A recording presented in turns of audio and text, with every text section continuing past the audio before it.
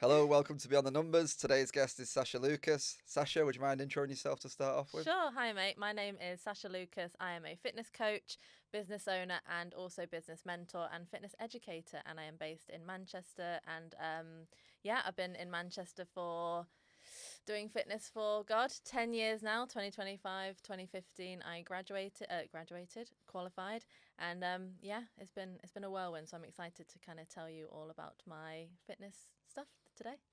Well, you should be very honoured because you're the first fitness-related guest that we've had on. I'm the fitness So, person. with my experience in the fitness industry myself, I was very nervous of having too many fitness guests on. So I've Right, waited for okay. you, and basically you're the person I want to speak to about strength training today, and obviously about your journey beforehand. Yeah, So, sure. so we'll go right back to the beginning. So you just touched on then. You came to Manchester 10 years ago. Why Manchester?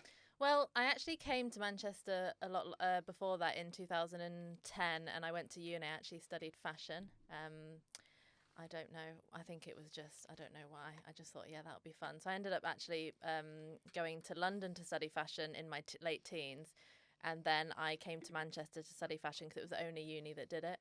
So it was either London or Manchester. And I thought, well, I can't be asked going London, so I'll go to Manchester. Got in. Came to Manchester for the first time. I didn't know anyone here. I was 19, and I just came and I just thought I actually quite like it here, and I've been here ever since. Why fashion? Where was your head at the time? Do you want to know the actual reason? Yeah, I want to know the actual reason. So when I was a teenager, I really liked watching Friends, and Rachel Green was a buyer, and I always just thought her life looked pretty cool. So genuinely, that's why I did it, because I just thought I didn't really know what else to do. Like I wasn't bad at school. I was always a smart kid, but I had no like real interest or passion. So when I used to watch Friends and I saw her, I just thought, may as well just do that. And I literally did. There's no clear path. I mean, I No? think that's what most people do, really, don't you? You just Yeah, attach to something, and exactly. at that age, you're just looking for a purpose, and Exactly. you And found I yours loved it. in a sitcom. I loved it. Literally found it in a sitcom. I loved it. I worked for, and then when I came to Manchester, when I graduated, I started to work for boohoo.com, which I think everyone who studied fashion in Manchester probably had a job at Boohoo when they had the offices on Dale Street in the Northern Quarter. I went there and I worked there for a little bit. Wasn't a huge fan. And then, I went to London for a bit to work. And then I came back to Manchester just because I couldn't really deal with London that much. So at some point in between getting into the fitness industry and Mhm. seeing Rachel and Friends, did you get really into fashion, or was it always just something where you thought, I like it, but I'm just going with the flow at the minute? To be fair, with the degree that I did in Manchester, it was basically business, and then one lecture a week was fashion. So I actually found that, like, just as an example, the fashion one I enjoyed; it was fine. But the finance and accounting is actually the one that I did really well in, and that's the one I ended up getting I think it was 92, 93%. And then it was like logistics, supply chain, more like business focus, and then we just touched on fashion, so it wasn't like designing or clothes or anything. It was more like the business side, and that's when I kind of thought I like the business element of it. And my mum's self-employed, my dad's self-employed, and they always kind of push me to be self-employed. So I actually found that I excelled in the business stuff rather than the fashion. That's really interesting because I don't think I've met loads of business owners that have come from a background where the parents are both self-employed and encouraged it. I think most people, would say that they've either stumbled into it, and basically everything around them, friends, family, would almost say that's risky. Yeah. So what did your mum and dad do, if you don't mind me asking? So my mum's a personal trainer. Right. And was then as well? What is now. And yeah, she worked in just random jobs. I think she worked for like the RNLI charity down in Dorset, and then she worked for the police, like just in the admin, and then she actually started PTing at 40. But did she start before you or after you? She started before me. Right, okay, Yeah, so she was self-employed when you were thinking. Yeah, so she was one of the first PTs at Pure Gym in London when it opened. Right, that's cool. But she was 40, so she did really well because a lot of kind of older women would gravitate towards her in the gym. So she did really well. And then my dad was he owned his own joining job. He's a joiner, so carpentry and all that. So they always kind of pushed me to. My dad more so pushed me into the kind of self-employed route and just said, "Oh, Sash, you don't want to have a boss, like you can be your own, you know, all the classic be your own boss kind of stuff. And yeah, and so I thought, yeah, that sounds pretty cool. Maybe I'll do that. So at which point did you think, I'm in the fashion industry, but I might kind of completely pivot here and get into the fitness industry? I remember the moment. I remember I was working for a company called Long Tall Sally in London. It's like they make clothes for like taller women. And I remember I was like the bottom of the barrel admin assistant for the buyer. And I remember looking to the right, and it was like admin assistant, assistant, buyer, and then it was like the top. And I remember just thinking, like, technically in this chair, my goal is to move up in chairs. And then I looked at the head of buying, and I just thought, I actually don't want to do that job, because they were just here, they were in the office 12 hours a day, you know, so it just seemed overwhelming to me. And I was like, if I don't want to do that job, what am I doing here? So I thought I'll do PT like my mum, and then I was just I was doing all my qualification like after work on my bed at home. And was it quite a shock for you yourself and people around you that you were going to go into that, or was it not because your mum was already doing it? I don't think it was a shock. I think my mum and dad have always been very much like, yeah, go for it. And was you kind of into your training quite a while beforehand? Yeah, I got into it. I mean, I wasn't doing anything good, let's be honest. Maybe when I was like at uni. Yeah, maybe at uni. So like from 18, 19, yeah, I started getting into it. But mainly because of my mum. She worked in Fitness First at the Black Label in London Bridge. So I would go there. And yeah, just liked it. So what happened then? That you basically sought out a course, I imagine. Yeah, so I qualified in 2015. I started working at Virgin Active. I'm not sure if there is Virgin Actives anymore, is there? I think they all got bought out. But yeah. So I worked just before. I actually left when they changed over to Nuffield, and I got a job there. And I wasn't quite qualified, but I thought I want to work in this gym. It was in Didsbury. It was the gym. So I got a job in sales, and I worked in sales in there for about a year. And I just thought, if I get a job in sales and kind of get to know people in the gym, while I'm not trying to sell them anything, because my job was to get people in the gym. Yeah. So once they're in the gym, I wasn't a threat, basically, because I just kind of got to know everyone. I knew everyone's names in that gym. I met so many cool people. And then when I qualified and changed the red T-shirt to a black T-shirt, and I was like, I'm a PT now, it didn't actually take me that long to do well, because everyone already knew who I was. So I think I went from 0 sessions a month to 90 in 3 months, and then left. Within 3 months? Yeah. So, but you'd already kind of had a long journey with the sales. Yeah. So I was there for a year and 3 months, but I built up my client base in a really short period of time. And once I had the 90 sessions a month, I thought, and Virgin took a lot of the money, as we know, so I just got off. Yeah. And was you qualified in your PT course? Well, your level 3 when you were doing sales? Was that? I was doing it right, in the you were doing it. So you got the job, you kind of got in the right place and Yes. just knew that you'd be able to shift around. Yeah. How did you find doing the sales job? I wasn't very good at it. No? No. I actually, you know what? I didn't like it at all, because it was a lot of calling people, and the people in that office, I'm still good friends with them now. In fact, I would argue they're some of my best friends, and we had such a laugh, but I wasn't very good at the, hey, do you want to join the gym? I was good at selling a service that I truly believed in, which was PT, but I wasn't very good at trying to get people who had just wandered in to join the gym. So as much as I enjoyed the social aspect of it, I don't think I was very good at it. It's a different product, isn't it? Because a lot of people that just walk in, you get gym membership, you know that they're actually not going to go, or they're not going to. Yeah. They actually need support, but they're not ready for that conversation yet. Yeah, exactly. So when you're selling personal training, you're selling helping somebody and actually knowing they're on the right track. Exactly. I've got a couple interesting stories. Well, might have interesting, but I'm going to hijack your interview a little bit, because I actually did my work experience at that gym. Oh, did you? When I was 15, and then also I did the. Do you know Virgin Active back in the day, to get a job there, you had to do something called a V-Day. Do you remember that? Oh my God, yeah, I do. So remember you would, that. rather than get a job interview, you'd go to a day. Yep. And you would like jump through a few hoops, Yes. do a presentation, blah, blah, blah, blah. And then if you passed that, you got the job. Yep. And I did that to get the sales job. No way. This must be about 15, 16 years ago. And it was one of those like irritating things ever, because I did the V-Day, smashed it. Yeah. Like when they said who wants to present, I jumped up, presented Yeah. first, all that. Passed it, and I got sat down and got told that you've passed V-Day, but there's no jobs available. And I basically just went home, and like people were like, did you get the job? I was like, I don't actually know. Well, I won, but I just didn't. passed the interview. I won, but I'm no unemployed. Yeah, because what they were doing was interviewing for multiple gyms at once, see, etc., right. etc. So Yeah, that was pretty annoying. But it was a good, I feel like that gym was the starter gym for so many people that are good in the industry now. Yeah, I so agree. many people I know are like, oh, you at Virgin Active Disney? Like, yeah, me Yeah, too. So I think it's a big gym, and yeah. also the structure that, because obviously a lot of people listening to this might be Mm. in the fitness industry or interested in getting Mm. into that, and that's a really good structure to get involved in. I think where they give Yeah. you a framework that gives you a structure to grow Yeah. without. Right, because obviously we'll know a lot of people in Yeah, convention gyms just get thrown in and see Oh what man, happens, it's and really tough. It's yeah, really and tough. just kind of see who swims to the top. Yeah, Whereas yeah. Virgin, they want you to thrive and they give you the Yeah. support needed, I suppose, to do that. Yeah, it was good. Where obviously, just to get back to your story, Yeah. you kind of accelerated through it a bit quicker than most people. Yes, because I that's where I met Simon, who was my business partner a little bit later on, but he actually messaged me on Facebook, I remember, and he said, what you got to do is build up your client base and then take them to a private gym where you can pay rent and then just train your clients. And I was like, I'd only just started.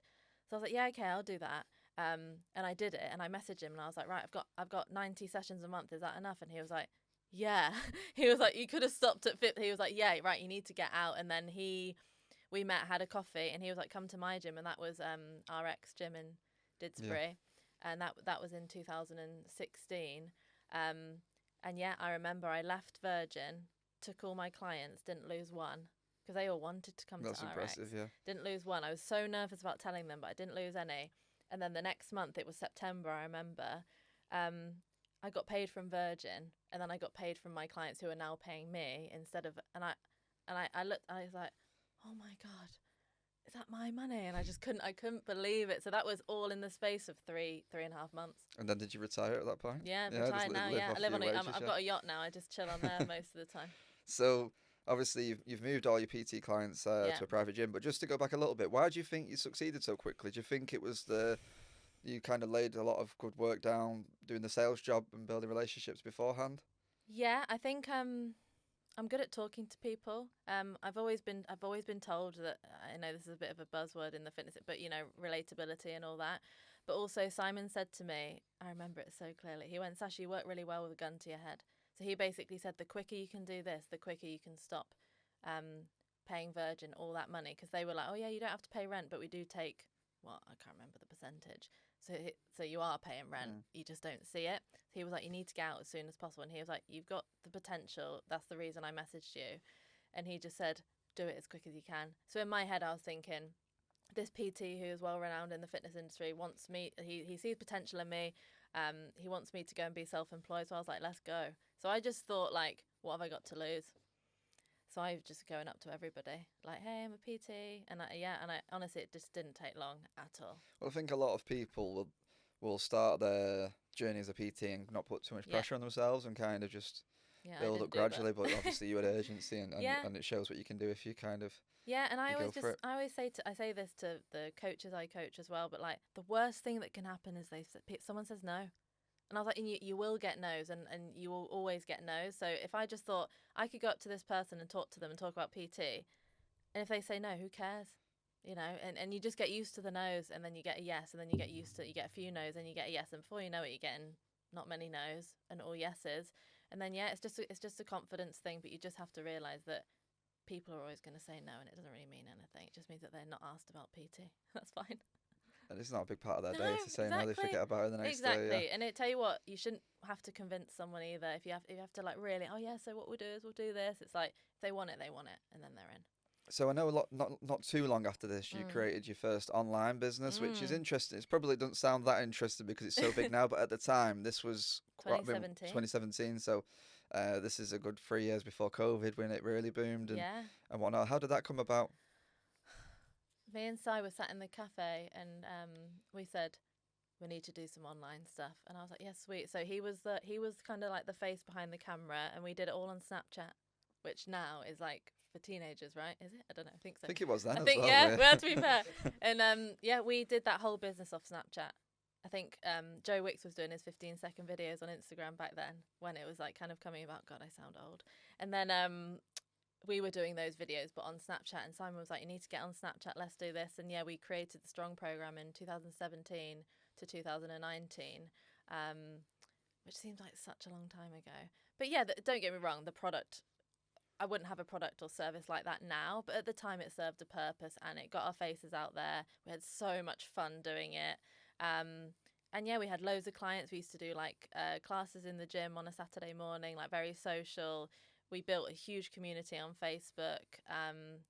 And yeah, it was, yeah, like I said, the service wasn't amazing, but at the time it was like, I don't think many people were kind of doing something like that in Manchester, definitely anyway. So yeah, it was so much fun. At the time, what do you think you was good at?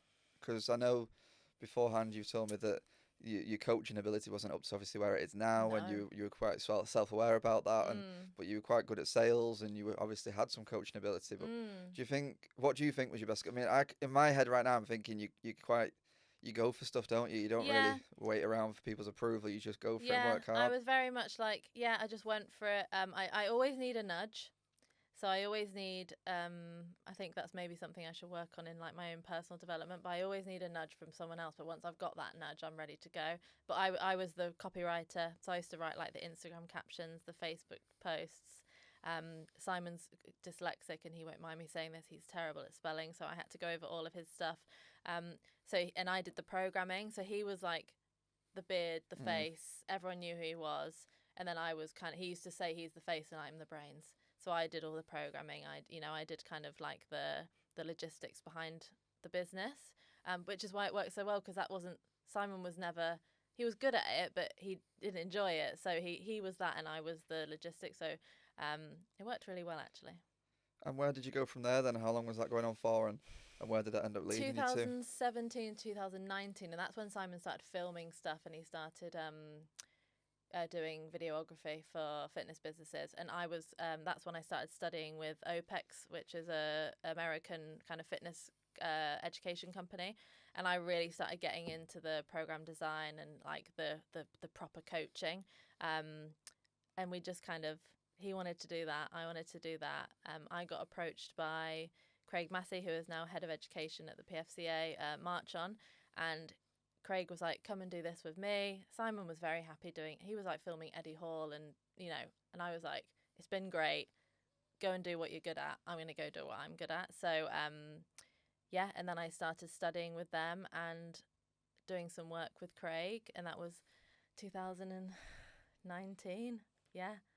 God, it's crazy how time flies. And what did your business start to look like at this point? Because obviously your values are starting to change and your focuses, but how are you channeling that into your actual business? Because obviously you were making money doing your online coaching, which was a certain set of principles at the time. What did that start to look like? Well, I was still doing one-to-one. I was still busy doing one-to-one. Was this still in a commercial style gym? No, this was at the gym that I stayed at for 7 years. Oh, so the one was that, yeah. Yeah, which was Train in Heel Green, Train Manchester. And I was still doing that, but I was doing some online and I was really trying to kind of build up the online. But then I got an offer from one of my clients, Tom Bathgate, bless him, 65-year-old guy.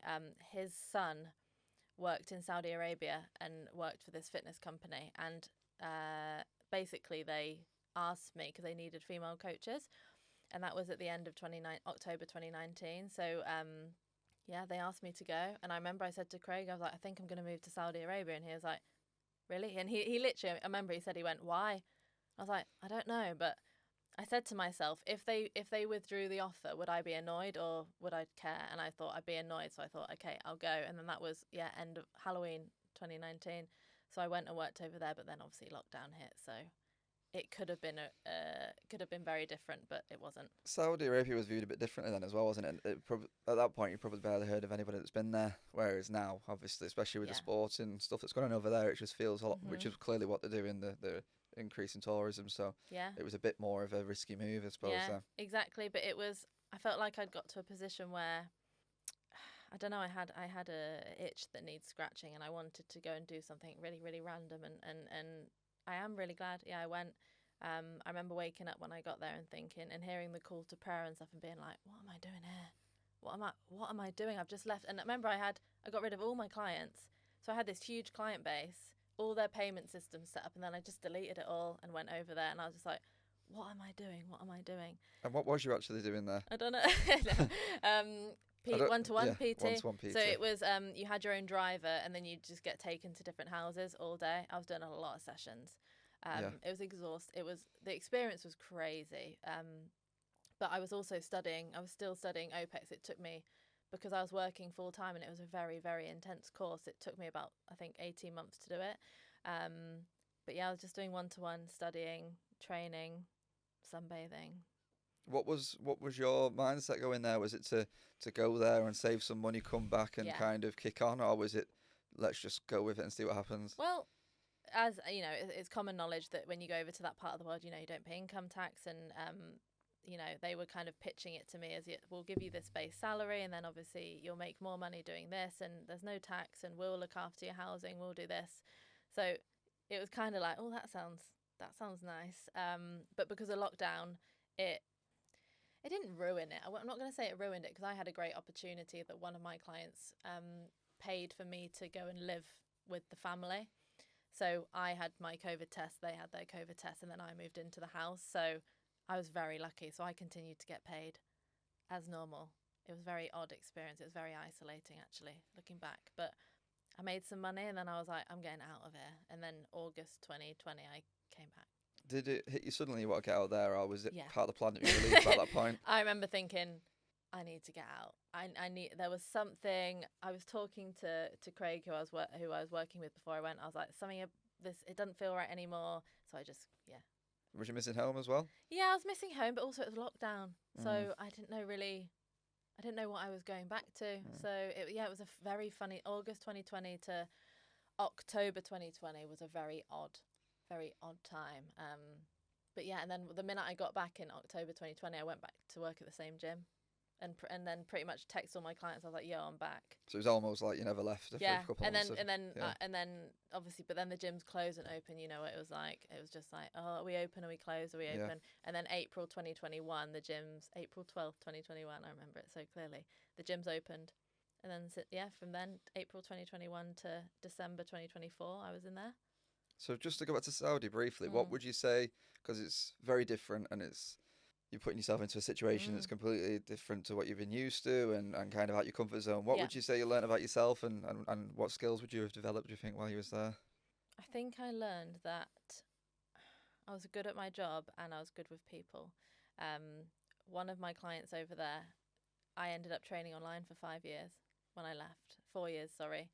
And I just think I learned that I was actually super interested in the people side of coaching, of course, but like the kind of going into the weeds with the education and like learning about fitness, energy systems, resistance training. And because it was lockdown and I had that time to study, I really went in with it, and I just thought, I'm going to get really, am I allowed to swear? Yeah. I'm going to get really fucking good at this. And I started really studying, and I was writing reports. I was kind of going out of my way to really learn about all this stuff. So when I came back, I almost felt like I came back as like so much better at my job than 2019. So did you feel like that was a period where you really got opportunity to kick on and just level up very quickly? 100%, because I had the time. Yeah. I was training one person once a day. I had 1 hour. So I was like, the rest of the day I was eating, training, sitting by the pool sometimes, but you can only do that for so long. And then studying, and that was it. So you said before that you feel like with big moves you often needed a nudge, but who nudged you to come back and rebuild what you'd already built? Sounds like it might have been yourself. I think that was the one. I think that was I really felt like I knew what I needed to do. I gave myself a nudge. But when I got back, I started doing one-to-one again, and I pretty much got that to where I wanted it to be within a month, because everyone was so excited to get back to the gym. That wasn't hard. But that was when I first started to do online coaching the way I do it now. So that was 2021. Yeah, end of 2020, 2021, and then I still do that kind of coaching now. So yeah. So what was the goal at that point? Like, was it where you started to head towards now? Or was you looking to build a business that was built around your lifestyle and then start to move in towards coaching coaches? Yeah, so I think at the time I just wanted to build a really good business, and I felt like I had the education, I had I knew I had good connections in the industry, and I just thought, I'm just going to get my head down and I'm just going to do this slowly, like I've always been told to do by everyone who's ever been before me, and actually listen to them and get my head down and do the work. So I continued to study. I had a mentor. Craig then started to mentor me and kind of like, go into the education side with me. And I really started to getting into programming and started doing weekly programming, learning more about everything to do with fitness. And the goal was just to be a good coach. That was it. So, and I feel like the goal wasn't money at the time. The goal wasn't, status, anything like that. It was just, how good can I get? And I think that's probably been my focus since then, to be honest. And where would you describe where you're at now? Ooh. What you're doing and how content you are with what you're doing and what your week looks like really with work? Because I know you've got a few different things going on, a few different types of plates going on. So how does that look now? The good thing about my business now is I think that a lot of people really, they set their mind on something and then they work towards it. But I think my kind of ethos has always been get your head down and see what happens, and opportunities will come if you do the work. So I had my coaching business. I was still doing 2 days a week, 1-to-1, and then I started to only recently I started to, all my inquiries were coaches. So I know obviously niching is a huge thing in the fitness industry, but I'm a big believer in that you fall into a niche rather than you choose one and you're like, no, I'm just going to do this. I'm a big believer in that you kind of fall into it. I do online coaching. I do business mentorship within fitness, and I teach CPT, which is Certified Personal Trainer with the PFCA. I would call myself kind of but I'm still a coach. I don't put like a different name. I'm just a fitness coach, but I happen to help coaches who are struggling in business and stuff. And then obviously I teach as well, which is great. I love that. And how have you found coaching coaches and teaching? Because that's something that's new. You've obviously always been a coach, but it's more been teaching fitness and obviously helping people improve their health, whereas now you're almost working on people becoming better coaches and educating them. How have you found that? Easy. Why do you think that is? Because I've done it for 10 years. It's all I know. So I always say to myself, look, there's okay, I'm all right at certain stuff in life, but there's one thing that I've always found quite natural, and it's just coaching. So in the mentorship world, as we all know, there's some dodgy mentorships out there, but I call it a mentorship, but mine's more like it's just coaching, but it just happens to have more of a business element to it. It came so natural to me when I launched the mentorship last year, and then every call I've had, I just feel like not easy, like not challenging, but like I just find it just comes so naturally to me, which I love. I honestly love it. It's probably the best thing I did for my business, I would say. But then I still have, all my coaching clients on the side. So I'm still writing programs most days. I'm still talking to coaches. I'm just helping them with things that I should have done but didn't, just to make it easier for them, basically. Yeah, I mean, one of the reasons I wanted to get you on the podcast, especially to speak about fitness, because you're the first person we've got on to speak about that, is because from afar, you can see you've built a really cool business around you, your values. You've stayed true to who you are for many years. 10 years. And listening to you now, you can tell that the reason why it's so authentic and why you've been consistent and all these different words that come with that is because you have just literally been focused on getting better rather than I should be speaking about this or I'm going to target them.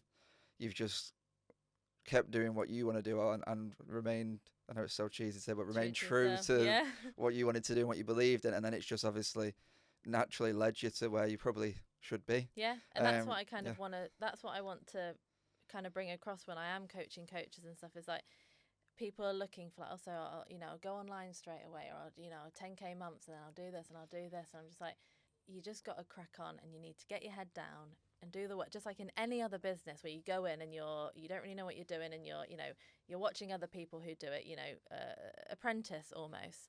But in coaching, because of social media, I do feel like there's sometimes some entitlement, and they come in, I'm like, well, I'm qualified now, so I'm going to make 10K a month and have my own online business. I'm like, you're not even coached anyone yet. Yeah, and I think a lot of people as well, they're in a rush to decide what they want to do, and whereas if you're not sure what you want to do, just keep working and getting better at what you're currently doing, and like you say, eventually it'll lead to something. Whereas a lot of people go, I'm going to be that person, I'm going to be that person, and then they realise that's not right, and if you just kind of stuck with what you were doing, you wouldn't have this epiphany where you think, actually, I should have stuck with what I was doing originally, etc. Exactly. So as someone that looks like they've built a really good lifestyle business, which is a compliment, a lifestyle business, built around them and their coaching, what advice would you give to somebody that's maybe at the beginning of the journey, or maybe lost their way on their own journey and thinking about going and building a really cool lifestyle business built around what they're best at?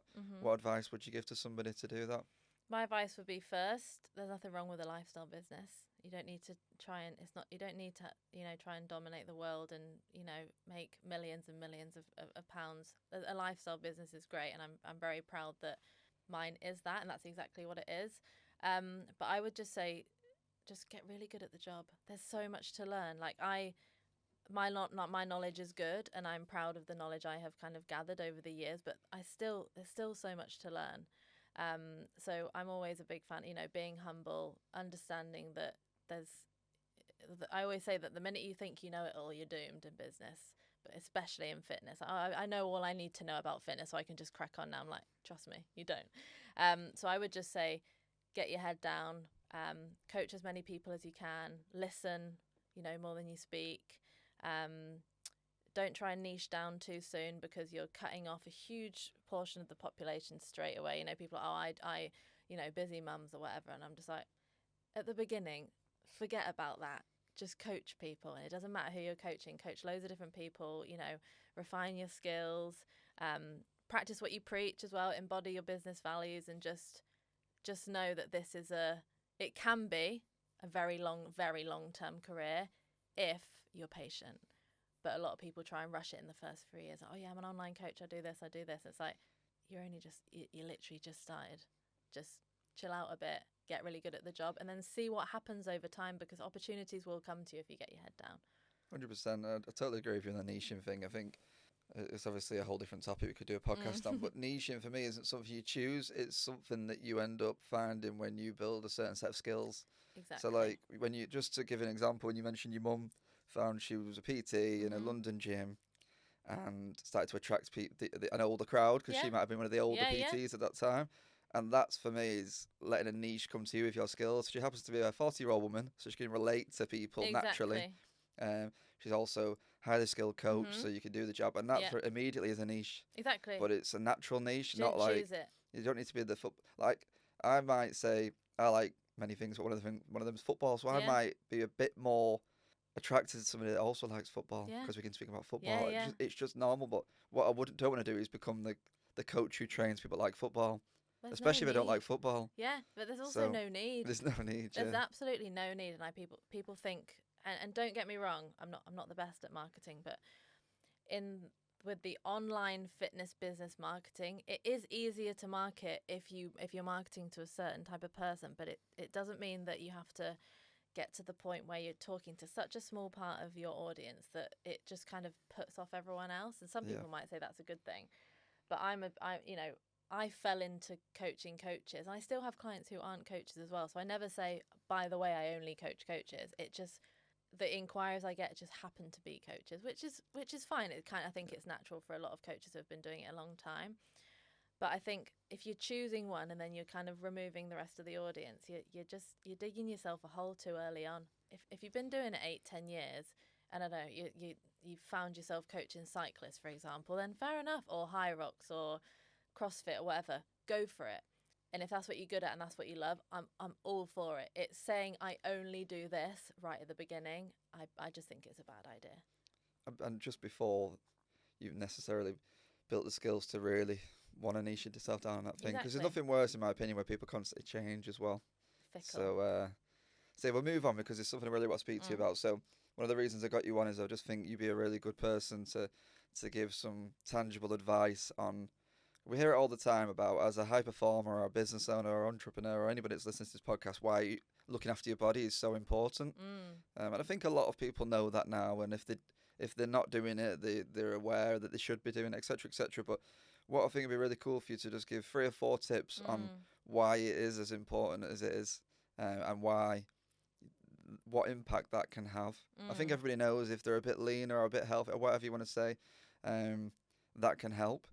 But why? What reasons would you give to why? Let's say somebody right now is And I'm not talking about weight or anything like that. I'm Mm. talking about building a body that performs. And obviously, if your body's performing, your mind generally performs, Yeah. and you can give a better output to your work. Why does that?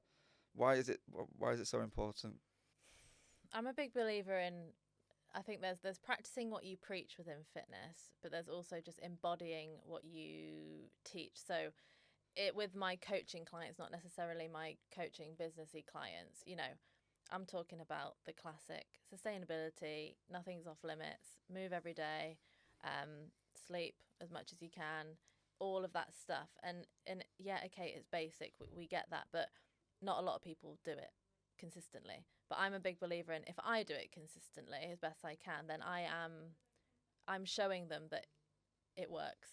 So it's not like, oh, I'm doing it, but that's just how I live my life. And if I can do it, and I'm teaching my clients to do it as well, trust me, everything will kind of fall into place. But yeah, I'm just a big believer in, if you're telling your clients to do something and you're not willing to do it yourself, then what are we doing here? So I would just say, yeah, I'm a big believer in embodying rather than, because preaching, let's be honest, it doesn't sound great, does it? It's more like, this is what I do, and because of this I can run this business and I'm all good, and I can coach people and do multiple calls a day, train myself, eat well, stay active. I'm super busy. Of course, I know I'm not going to we all have the same 24 hours in a day, but as a business owner, if I don't do all that, my business flops, because I need to be on the ball all day. So yeah, I'm just a big believer in embodying what you teach rather than, telling people to do things and then doing the opposite, because virtue is what you do when no one's watching, right? So I'm always a big believer in, look, I'm doing it and I'm showing you that I'm doing it. It's not something that I'm just teaching and then doing whatever I want behind closed doors. So another thing more specifically is, obviously you're a big advocate for strength training. Mm-hmm. Why should people be strength training, especially as you get older? What impact will that have? As somebody that says looks after the body now and strength trains regularly, Yeah. we're not talking about becoming a bodybuilder at all. No, We're just talking about I'm not one. a balanced workout that's going to that's going to prevent injury. It's going to be robust, which is going to allow you to perform in whatever you want to do and feel good, and basically go into later life being healthier and fitter than if you didn't build muscle. Because obviously, when people hear muscle, they think aesthetic kind of They think protein outcomes. bodybuilding. Yeah. When I say build muscle, I'm talking about building muscle to protect your joints.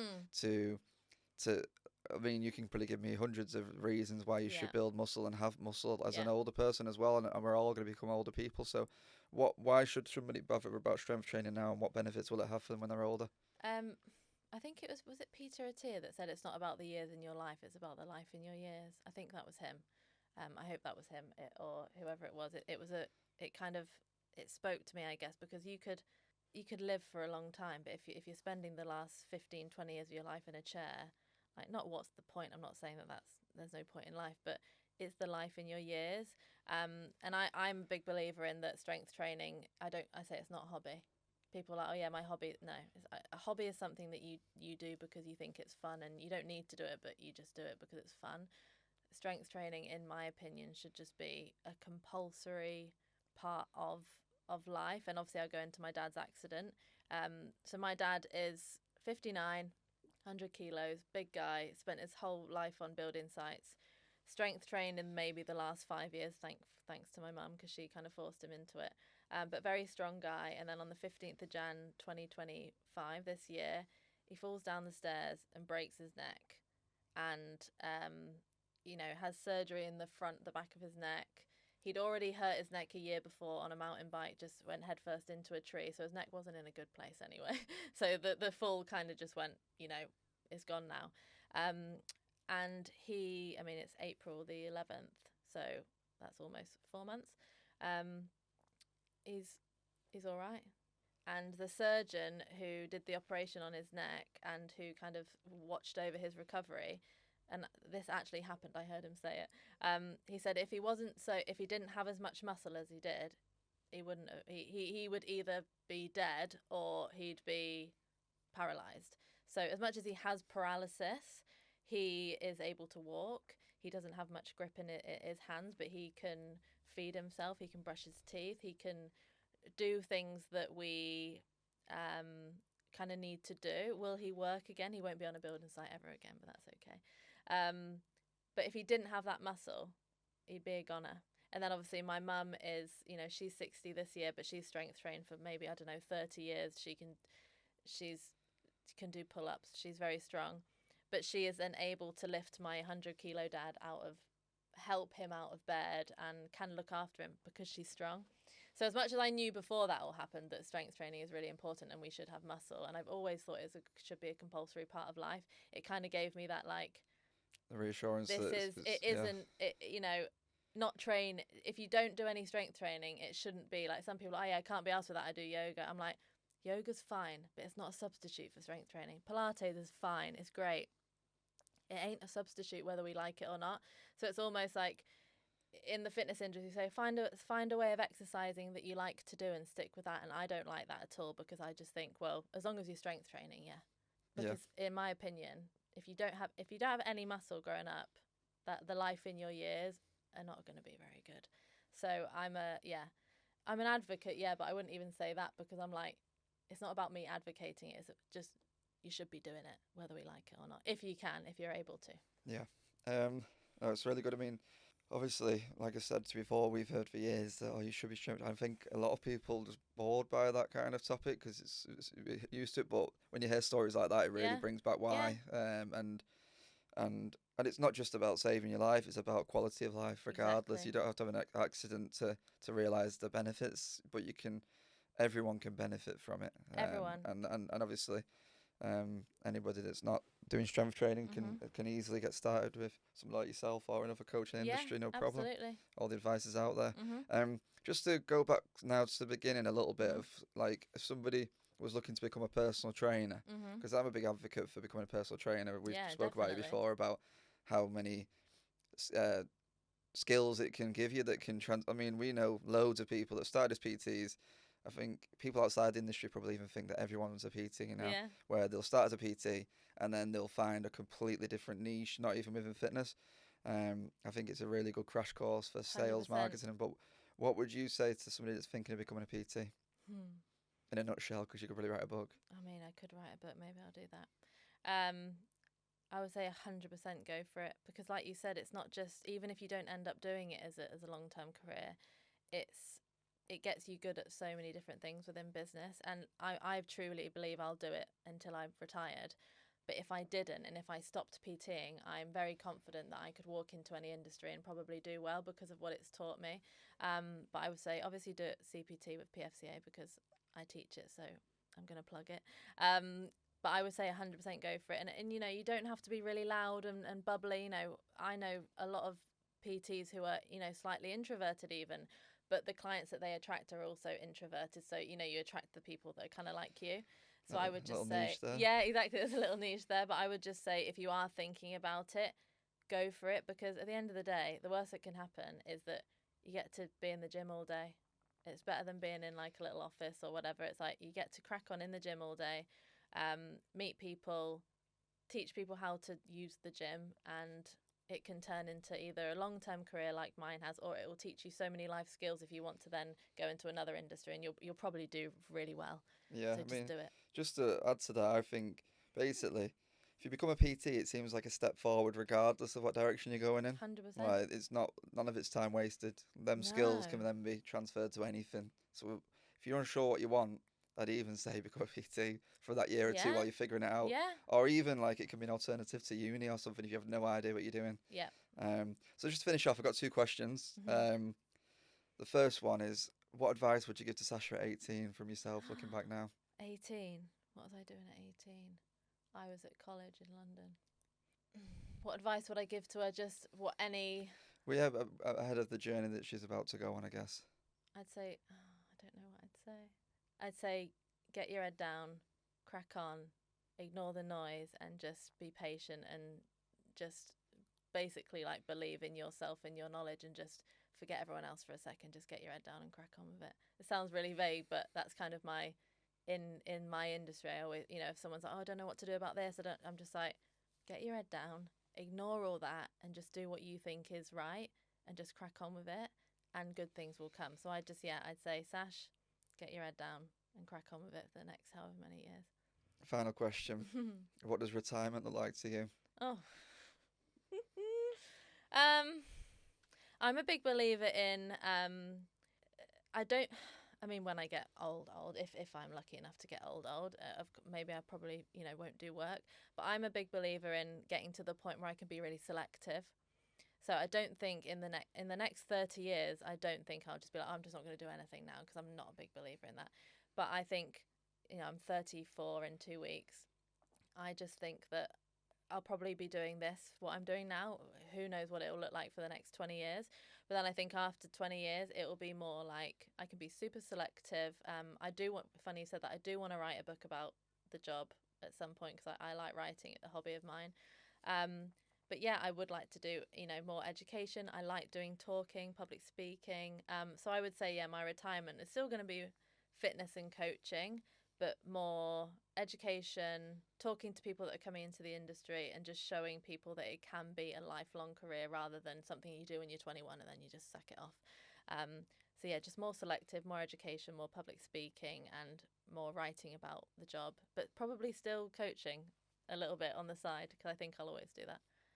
Do you think you'd like to coach, like, I don't think I'll in ever your stop. 60s, 70s? Like, do you think that's Yeah. something you'll always want to do? I genuinely don't think I'll ever stop. Like, I don't do any one-to-one coaching now, but I've said to myself that that's for this year. Next year I might. I can't imagine my life without any coaching. I don't know what I don't know what I would do. So I think I'll always coach to a certain extent, yeah. And if anyone wants to find you after this podcast, where's the best places to find you? Instagram, at Sacha Lucas _. I have a podcast as well, the Are We Still Here podcast. I also have Road to Coaching Mastery podcast. Am I on any other social media? No, I don't have TikTok. I don't have YouTube, but yeah, Instagram, Sacha Lucas _, and I'm sure you'll put it in the Yeah, thing. absolutely. All right, thanks very much for coming Thanks on. very much for having me. It's been great. Thank you.